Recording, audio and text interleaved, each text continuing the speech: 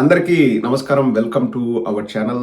ప్రజలకు వాస్తవాలు తెలియజేయాలని ఎవరు ప్రయత్నం చేసినా మనం అప్రిషియేట్ చేయాలండి. అది మన శత్రువైనా, మనకు కానివారైనా, మనతో గొడవబడి వెళ్ళిపోయిన వారైనా, ఎవరైనా సరే. ఎక్స్ ఎంపీ వైఎస్ఆర్ కాంగ్రెస్ పార్టీలో కీలక సభ్యుడిగా వ్యవహరించిన విజయసాయి రెడ్డి గారు ఒక పోస్ట్ చేశారు. గతంలో వారు వైసీపీలో ఆల్మోస్ట్ నెంబర్ 2గా ఉన్నారు. ఇప్పుడు దాని గురించి కూడా మాట్లాడుతున్నారు. ఇప్పుడు నెంబర్ల గోల ఎందుకులేండి. ఇక్కడ ఒక కీలక మెసేజ్ పెట్టారు విజయసాయి రెడ్డి గారు. చదువుతాను చూడండి, యాజ్ ఇట్ ఈస్గా చదువుతాను, మీకు ఎక్స్ప్లెయిన్ కూడా చేస్తాను. Bengaluru was founded in 1537 by Kempegowda, Hyderabad in 1591 by Muhammad Quli Qutb Shah, and Chennai in 1639 by the British East India Company under Francis Day.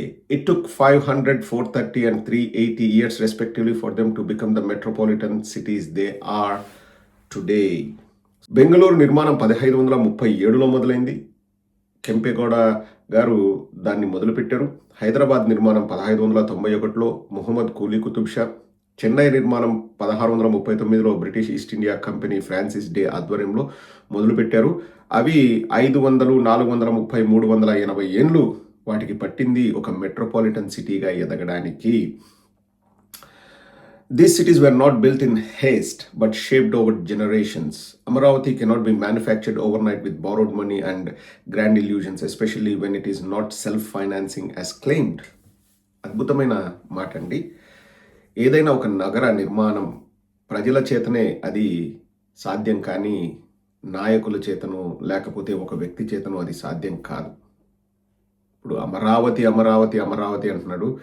మనం లైవ్ ఎగ్జాంపుల్ చూస్తున్నామండి. బర్మాలో రాజధాని, నయా రాయ్పూర్, గాంధీనగర్, ఇవన్నీ కూడా నిర్మానుషంగా ఉన్నాయని చూసిన వాళ్ళు, అక్కడికి వెళ్ళి వచ్చిన వాళ్ళు చెప్తున్నారు. ఎన్నో డాక్యుమెంటరీస్ ఉన్నాయి, ఎన్నో యూట్యూబ్ వీడియోస్ ఉన్నాయి, మనం అందరం చూస్తూనే ఉన్నాం. అండ్ చంద్రబాబు నాయుడు గత 5 ఏళ్లలో, అంటే 2014 నుంచి 19 వరకు ఏం చేశాడు? అక్కడ 5 ఏళ్లలో తాత్కాలిక భవనాలు కట్టుకున్నారు.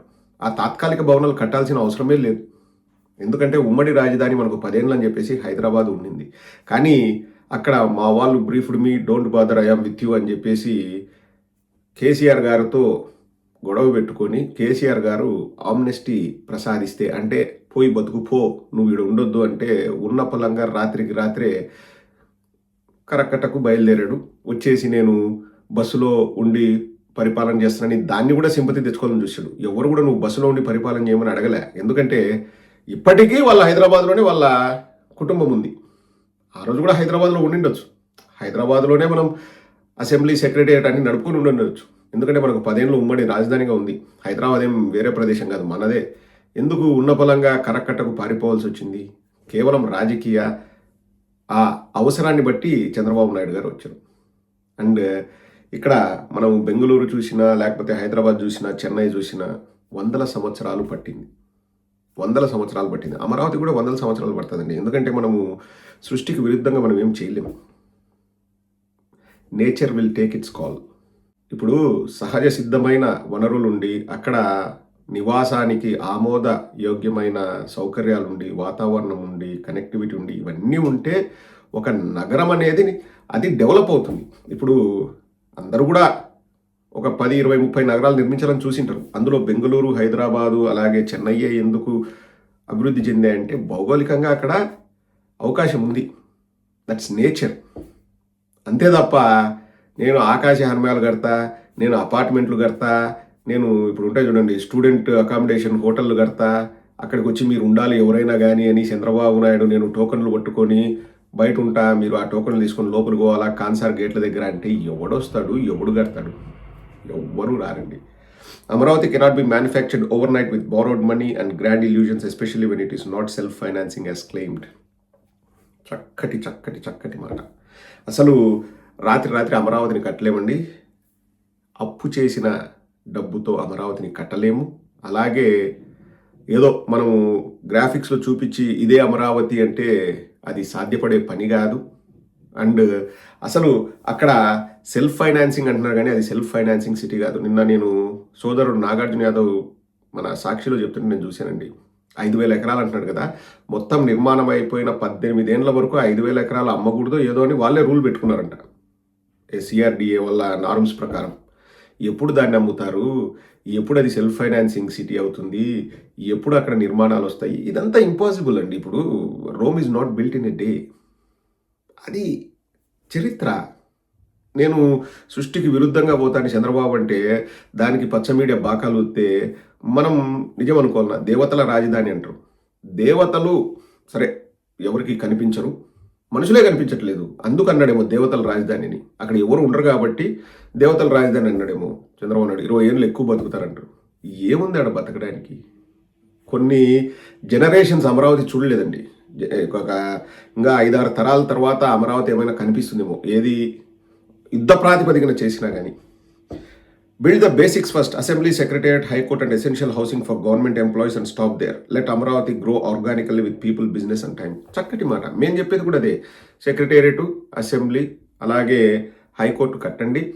తర్వాత నిర్మాణాలు వాటంతకవే వస్తాయి. ఇక్కడ నివాసానికి ఆమోదయోగ్యమైన వాతావరణాన్ని మనం కల్పిస్తే మిగతావి అవే డెవలప్ అవుతాయి. లేదు మొత్తం నాకు అనుసరణలో ఉండాలా, నేను ఇట్లా డిజైన్ చేస్తా, అట్లా డిజైన్ చేస్తా, ఆకాశ హర్మ్యాలు డిజైన్ చేస్తా, సెలయేళ్ళు చేస్తాను, లేకపోతే డ్రోన్ సిటీ చేస్తా, ఎలక్ట్రానిక్ సిటీ చేస్తా, మీడియా సిటీ చేస్తా, మెడికల్ సిటీ చేస్తా, అది ఇది అంటే ఎవడొస్తాడు, ఎవడుంటాడు? ఎవడుంటాడండి? మనం చూస్తూనే ఉన్నామండి. నరేంద్ర మోడీ క్రికెట్ స్టేడియం కట్టడానికే 7-8 ఏళ్ళు పట్టింది. జూబ్లీ హిల్స్ ఇప్పుడు ఈ రూపు రావడానికి 40-45 ఏళ్ళు పట్టిందండి. నేను చిన్నప్పుడు టూర్కి వెళ్ళా అన్నపూర్ణ స్టూడియోస్కి. నా 5వ తరగతిలో ఉన్నప్పుడు, 6వ తరగతిలో ఉన్నప్పుడు వెళ్ళా. అప్పుడు అది ఊరి బయట కొండపైకి వెళ్ళినట్లు నాకు ఆ రోజు ఫీలింగ్. నాకు ఇప్పటికీ పెద్దగా హైదరాబాద్ దారులు గుర్తుండవులేండి, ఎందుకంటే నేను చాలా తక్కువ హైదరాబాద్ వెళ్ళింది. అప్పుడు కొండపైకి వెళ్ళినట్లు ఉండేదండి. ఎప్పుడు 1988, 89 ఆ టైంలో, 1990 మేబీ. సో కొండ పైకి వెళ్ళి అక్కడి నుంచి చూస్తే మొత్తం హైదరాబాద్ అంతా కనిపించేది. మేము స్కూల్ ట్రిప్కి వెళ్ళాము. ఆ గేట్ దగ్గరికి వెళ్తే లోపలికి కూడా అలౌ చేయకపోతే మళ్ళీ ఏదో అప్పుడు మా టీచర్లు వాళ్ళు ఏదో ట్రై చేశారు, లోపలికి అలౌ చేయలేదు. సో వచ్చేసాం. నాకు బాగా గుర్తు, హైదరాబాద్ టూర్ వెళ్ళాం 1990 ఆ టైంలో, ఎప్పుడు 88, 92 మధ్యలో. సో ఈ రోజుటికి అది ఈ రూపుకు రావడానికి ఇన్నేళ్ళు పట్టింది. చంద్రబాబు నాయుడు కడితేనో ఇంకొకటి కడితేనో ఆ రూపు రాదండి. అది డెవలప్ అవుతూ పోతుంది. కానీ చంద్రబాబు నాయుడు నేనే అమరావతి కడతా అంటాడు. A capital city must rise from strength, not debt. Indiscriminate spending on fancy designs and oversized infrastructure is not vision, it's a financial recklessness. Chartered account కాబట్టి సాయిరెడ్డి గారు ఫైనాన్షియల్ రెక్లెస్నెస్ గురించి మాట్లాడుతున్నాడు. మనం ఏం మాట్లాడమండి? మననే మాట్లాడమా? ఎకనామిక్ ఇంబ్యాలెన్స్ గురించి మనం మాట్లాడాం. ఎకనామిక్ ఇంబ్యాలెన్స్ అంటే పేదవాడు మరింత పేదవాడు అవుతాడు. అక్కడ ఏదో ఆకాశ హర్మ్యాలు లేకపోతే ఇంకోటి కట్టి వాళ్ళే అంటున్నారండి, ఎకరా 50 కోట్లకు మేము అమ్ముకుంటామని. ఎకరా 50 కోట్లకు ఎవడు కొంటాడు? సామాన్యుడు కొనగలడా?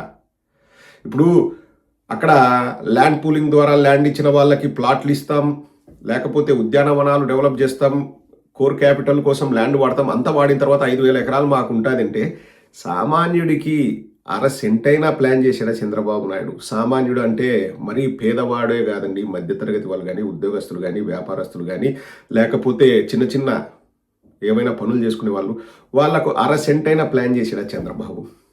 ఇంపాసిబుల్ అండి, ఇంపాసిబుల్. వాళ్ళు చేసిన ప్లాన్ ప్రకారం ఎవ్వరూ ఆడ ఉండకూడదు, డబ్బున్న వాళ్ళకు మాత్రమే ఆ రాజధాని. అప్పులు చేసి ఎందుకండి రాజధాని కట్టడం? అది సెల్ఫ్ ఫైనాన్సింగ్ కానే కాదు. సెల్ఫ్ ఫైనాన్సింగ్ అయితే ఈ పార్టీకే ఎంతోమంది అక్కడ పెట్టుబడులు పెట్టాలా. This is period of uncertainty, అయోమయం, గందరగోళం. ఎవరికి ఏం జరుగుతుందో తెలియదు. ఇంకా ఎవడొచ్చి పెట్టుబడి పెడతాడు? Indiscriminate spending on fancy designs and oversized infrastructure is not vision, it's a financial recklessness. Every unwanted rupee spent today becomes a burden on the people of Andhra Pradesh tomorrow. Loans for non-revenue generating projects do not build prosperity. They strain public finances. Governance requires functionality, not vanity architecture.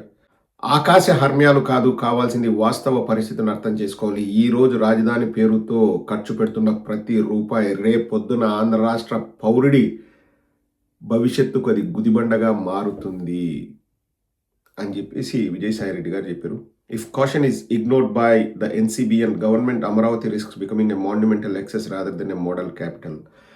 వృధా ప్రయాస అవుతుంది తప్పితే అది రాజధాని కాదు. ఇలాగే పప్పు బెల్లాల్లాగా అప్పులు తీసుకొచ్చి స్క్వేర్ ఫీట్‌కు 14,000, 15,000 శాండు, ల్యాండు ఫ్రీ ఇచ్చిన తర్వాత కూడా ఖర్చు పెడితే అది గుదిబండ అవుతుంది. అది వృధా ప్రయాస అవుతుంది. వ్యర్థ ప్రయాస అవుతుంది తప్పితే రాజధాని కానే కాదు అని చెప్పారు. చాలా చక్కగా చెప్పారు విజయసాయి రెడ్డి గారు. I appreciate his words.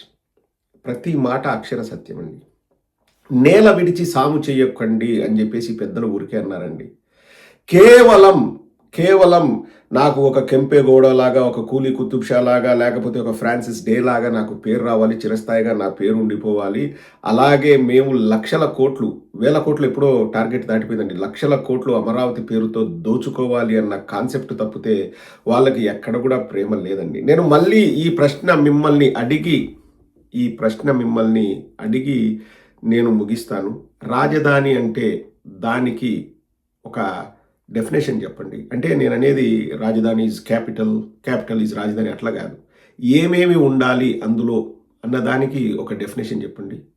ఏ నగరం కూడా ఒకే రకంగా ఉండదు.